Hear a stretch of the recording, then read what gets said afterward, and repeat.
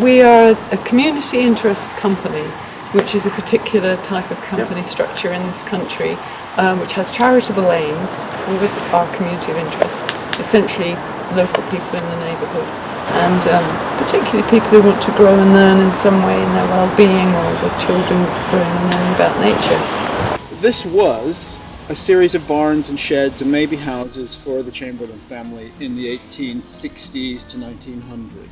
So when we first set up, we were actually quite mindful of the fact that this was our heritage, in the sense that on this piece of land, this story of the family had, sort of made its impact on this land, that we wanted to carry that on, that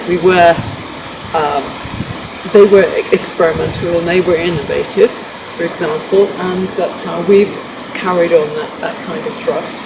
Used as a place for essentially street drinkers, as a refuge. So nobody bothered them up here. And they'd created their own kind of social space to come and hang out and support each other, but also get off their heads and not be bothered by the general public.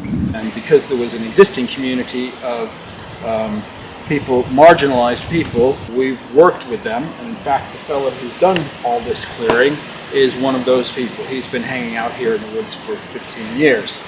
So initially, we had little pots of money, like 500 or 1,000 pounds, from institutions like the council or the police, who had anti-crime initiative money, and they had set up a fund where they auction off the seized proceeds of crime.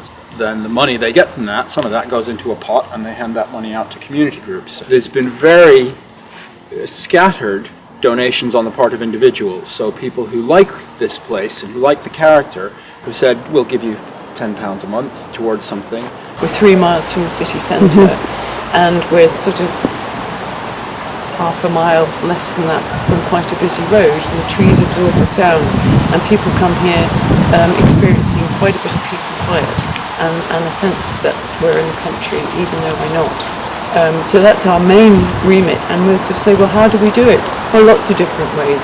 It might be gardening, it might be through play outdoors with young children, it might be through a meditation and wellbeing program with people who are experiencing problems in their lives. So there are lots of different takes on that, and that's what we've kind of focused on here, even more than the food productivity, because without a lease, those are actually services that we can provide quite easily.